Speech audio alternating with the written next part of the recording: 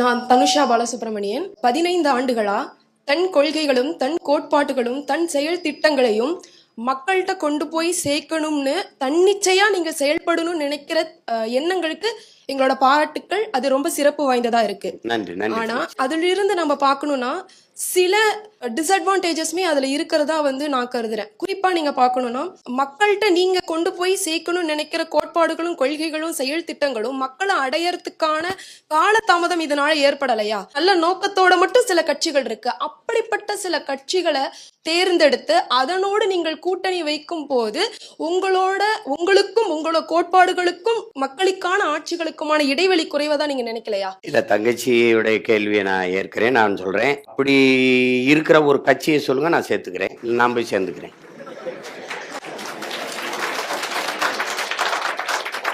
சரி, குறைந்தபட்ச செயல் திட்டம்னு போட்டு அது ஏன் செயல் திட்டமே குறைஞ்சபட்சமா இருந்தா அதுல எவ்வளவு குறைவா செயல்படும்? வேறு ஒரு நிமிஷம். செயல் திட்டமே குறைஞ்சபட்சம், அதுல அந்த குறைஞ்சபட்சத்துல எவ்வளவு குறைஞ்சபட்சம் போகும் மக்களுக்கு? இல்ல, நீங்க அதிகாரம்னு சொல்றீங்க.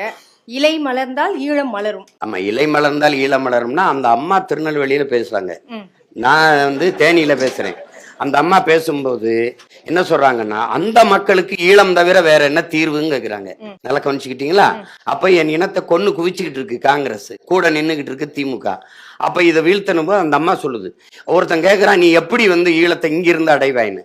நான் பிரதமரா வந்தால், அதிகாரத்துக்கு வந்தால், நீ எப்படி ராணுவத்தை அனுப்பி பாகிஸ்தான்ல இருந்து பங்களாதேஷை பிரிச்சியோ அப்படிதான் நான் பிரிப்பேங்குது இந்த அம்மா சொல்றாங்க. அப்ப நம்ம என்ன சொல்ல வேண்டியது இருக்கு? இங்கே இலை மலர்ந்தால் அங்கே ஈழம் மலரும்னு. இந்த அம்மா சொன்னதுக்கு நான் சொன்னதுக்கு எல்லாம் விமர்சிந்தான். எங்க அண்ணன் நடேசன், அவர் தான் அரசியல் துறை பொறுப்பு, கடிதம் எழுதி அந்த அம்மாவுக்கு நன்றின்னு எழுதுனது கடிதம் இருக்கு. ரொம்ப எல்லாரும் போயிட்டு இருந்தா, ஐயா மைத்ரேயன் இப்ப திமுக சேர்ந்திருக்காருல, இந்த வர மேயர் ஜெயலலிதா பாராட்டி LTT அனுப்புன, விடுதலை புலிகள் அனுப்புன கடிதம்னு இருக்கு. அது இப்போ கூட இருக்கு, வலைவெளியில நீங்க பார்க்கலாம். அப்ப நீங்க இலை மலர்ந்தா இளம் மலர், அதான் நீ வந்தால் மலர்ந்தால். இப்ப நான் என்ன சொல்றேன் தம்பிகிட்ட, நான் வந்தால் இதை செய்வேன்.